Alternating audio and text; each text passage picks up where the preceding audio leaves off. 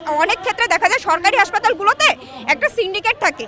আমাদের ward boy বলি বা নার্স বলি বা মানে ডাক্তারের অ্যাসিস্ট্যান্টে যারা আছে তাদের মধ্যে একটা বিশাল সিন্ডিকেট থাকে। কম বেতন দেওয়া হয়, যেটা দিয়ে হয়তো বা ঢাকা শহরে একটা মানে ফ্যামিলি নিয়ে হয়তো সার্ভাইভও করা যায় না। তো সেই জন্যে জীবিকার তাগিদেই আসলে অনেক কিছু করতে হয়। কিছু কিছু ডাক্তারের ভুল থাকতে পারে। আমরা জানি যে বাংলাদেশে একটা কিছু ভুল হলে ডাক্তারে সেটা নিয়ে অনেক নিউজ করা হয় এবং সেটা অনেক সময় দেখা যায় যে হয়তো ডাক্তারের কোনো দোষ ছিল না, তারপরেও আমাদের মিডিয়া ব্যক্তিত্বরা সেটাকে এমনভাবে রিপ্রেজেন্ট করে, মানে অনেক দিন ধরেই ডাক্তারদের প্রতি একটা আমরা জানি যে একটা ক্ষোভ বা একটা নেগেটিভ চিন্তাধারা জনবলের মধ্যে একটা প্রকাশিত হয়ে আসছে। তো এটার জন্য হ্যাঁ অবশ্যই কিছু কিছু ডাক্তারের ভুল থাকতে পারে, কিন্তু ম্যাক্সিমাম ক্ষেত্রেই যেটা দেখা যায় যে ভুল নিউজ প্রকাশিত হচ্ছে বেশি, যেখানে হয়তো বা ডাক্তারের কোনো দোষ ছিল না। একটা রোগী হয়তো হাসপাতালে আসছেই সে ডেথ, কিন্তু তারপরেও সে মারা গেল কেন? ডাক্তার যখন ডেথ সার্টিফিকেটটা দিল তখন সেই ডাক্তারের ওপর মারামারি শুরু হয়। এইটা কি ধরনের আচরণ? আবার অনেক ক্ষেত্রে দেখা যায় যে রোগী হয়তো কয়েকদিন আগে একটা অপারেশনের যেটা ভাইরাল হয়েছিল সেটাতে কিন্তু পরবর্তীতে দেখা গেছে সেটা ডাক্তারের কোনো দোষই ছিল না, এবং তারপরেও কেন সেই ডাক্তারের হাতে হ্যান্ডকাফ পরানো হলো? একজন ডাক্তার সে কি পরিমাণ পরিশ্রমের মধ্য দিয়ে যায়, মেডিকেল ভর্তি পরীক্ষায় চান্স পাওয়া থেকে শুরু করে 5 বছর সে কি পরিমাণ অক্লান্ত পরিশ্রম করে, যেটা এই পেশার সাথে যারা জড়িত শুধু তারাই বুঝবে, বাইরের মানুষ কেউ এটার সাথে রিলেট করতে পারবে না।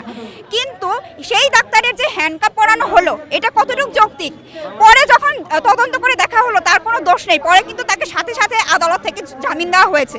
তো এরকম ঘটনাই আমরা ম্যাক্সিমাম ক্ষেত্রে দেখি যে ডাক্তারের হয়তো দোষ থাকে না, তারপরেও এমনভাবে আমাদের সাংবাদিকরা এমনভাবে রিপ্রেজেন্ট করে যে সেটা মনে হয় যে ডাক্তারদের অনেক ভুল, ডাক্তাররা কিছুই পারে না, সব সময় এইভাবে রিপ্রেজেন্ট করা হয়। তো আরেকটা জিনিস, যেটা আমি যদিও মাত্র ফার্স্ট ইয়ারে পড়ি, আমার এখনও খুব একটা ধারণা হয় নাই, তারপরেও আমি যতটুকু জেনেছি যে আমাদের হাসপাতালে যে ওয়ার্ড বয় থাকে, তারপরে এটা আসলে কি শুধু ডাক্তারের না, হাসপাতালে একটা অনেক ক্ষেত্রে দেখা যায় সরকারি হাসপাতালগুলোতে একটা সিন্ডিকেট থাকে। আমাদের ওয়ার্ড বয় বলি বা নার্স বলি বা মানে ডাক্তারের অ্যাসিস্ট্যান্টে যারা আছে তাদের মধ্যে একটা বিশাল সিন্ডিকেট থাকে। এটা আপনারা জানেন না, যেখানে সরকারি হাসপাতালগুলোতে আমার হয়তো বা কোনো টাকা লাগার কথা না, একটা আমি সিট নিব সেটার জন্য কোনো টাকা লাগার কথা না, কিন্তু সেখানে সেই কেবিন বয় ওয়ার্ড বয়রা রোগীদের কাছ থেকে ডাক্তারের নাম দিয়ে টাকা আদায় করে, যে সেই ডাক্তার চাইছে ডাক্তার নিবে এভাবে, কিন্তু সেই ডাক্তার কিন্তু জানেও না। তো আপনারা অনেকে এটা জানেন না যে ওই ওয়ার্ড বয় কেবিন বয় আরও যারা আছে অ্যাসিস্ট্যান্ট, তাদের মধ্যে একটা বিশাল সিন্ডিকেট কাজ করে সরকারি হাসপাতালে, এবং সরকারি হাসপাতালগুলোতে আমরা জানি যে কি পরিমাণ দালালের ব্যবসা চলে। তো একটা সিট পাওয়া বা কেবিন পাওয়া বা যে কোনো কিছুই বলি, আমি একটা ওটি ম্যানেজ করা বা একটা হুইল চেয়ার ম্যানেজ করতেও আমরা জানি যে সেখানে আমাদের ওয়ার্ড বয়রা টাকা নেয়।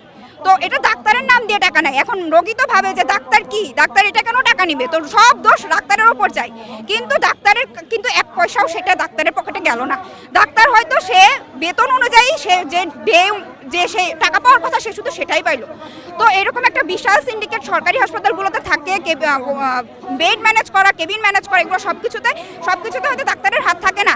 ডাক্তার শুধু হয়তো অপারেশনটা করছে বা জাস্ট প্রেসক্রিপশনটা লিখছে, কিন্তু পারিপার্শ্বিক যে আরও অনেক ব্যাপার আছে সেগুলোতে একটা বিশাল সিন্ডিকেট থাকে, এবং তারা ডাক্তারদের নাম করে টাকা নেয়। এই জন্য হতে পারে যে ডাক্তারদের প্রতি একটা নেগেটিভ চিন্তাধারা চলে আসে।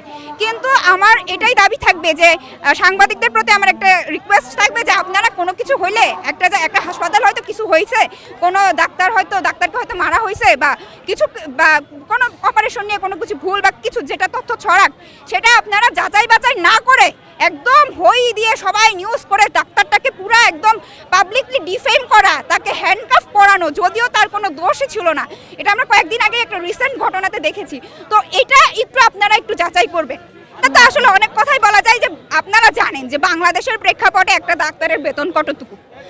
তো একটা ডাক্তার আমরা কয়েকদিন আগে দেখেছি পোস্ট গ্র্যাজুয়েশনের যারা স্টুডেন্ট ছিল, পোস্ট গ্র্যাজুয়েশন ট্রেইনি ডাক্তার যারা ছিল, তারা তাদের বেতন বৃদ্ধির দাবিতে রাজপথে নেমেছিল। তো সেখানে কিন্তু আপনারা দেখেছেন যেমন খুবই কম বেতন দেওয়া হয়, যেটা দিয়ে হয়তো বা ঢাকা শহরে একটা মানে ফ্যামিলি নিয়ে হয়তো সার্ভাইভও করা যায় না। তো সেই জন্যে জীবিকার তাগিদেই আসলে অনেক কিছু করতে হয়। আমরা জানি যে এখানে ডাক্তারকে দোষ দিয়ে লাভ নাই, শুধু পুরা মেডিকেল সিস্টেম, পুরা আমাদের হচ্ছে ট্রিটমেন্ট সিস্টেমের মধ্যে একটা বিশাল গলদ রয়ে গেছে।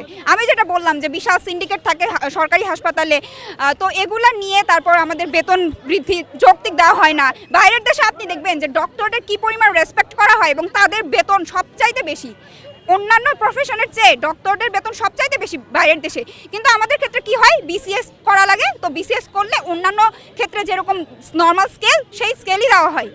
কিন্তু এটার ক্ষেত্রে হয়তো বা অনেকে হয়তো প্রাইভেট ক্লিনিকে বা অন্যান্য ক্ষেত্রে তাদেরকে জীবিকার তাগিদেই কাজ করতে হয়, কিন্তু এখানে আসলে ডাক্তারকে দোষ দিয়ে লাভ নাই। এখানে আসলে আমাদের সিস্টেম ব্যবস্থাটা এভাবে তৈরি করা হয়েছে। যদি বাইরের দেশের মতো এভাবে হতো, যে মেডিকেল সিস্টেমটা যদি বাইরের দেশের মতো হতো, বাইরের দেশে ডক্টরদের যে রেসপেক্ট, যে বেতন সব কিছু দেওয়া হয়, যদি সেটা নিশ্চিত করা হতো, তাহলে আমার মনে হয় না যে কোনো ডাক্তার প্রাইভেট ক্লিনিকে যেত। তো এটাই। আমার নাম মোসাম্মদ রাবিয়া খাতুন রুমা, আমি K81 ঢাকা মেডিকেল কলেজ।